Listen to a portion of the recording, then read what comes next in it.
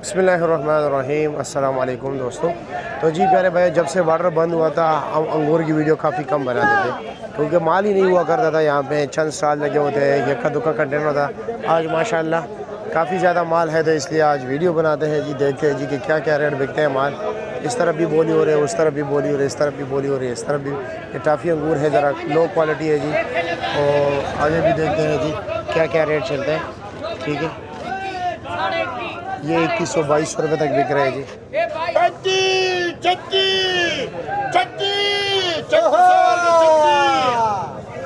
चलो ये 3600 रुपये का बिक गया।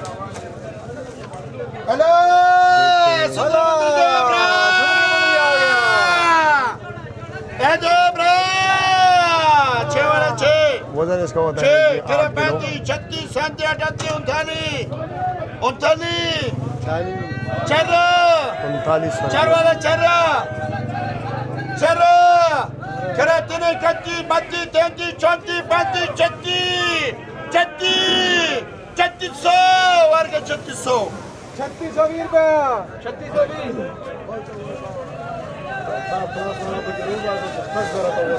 देखते हैं ये टोकरी किस तरह। Hello.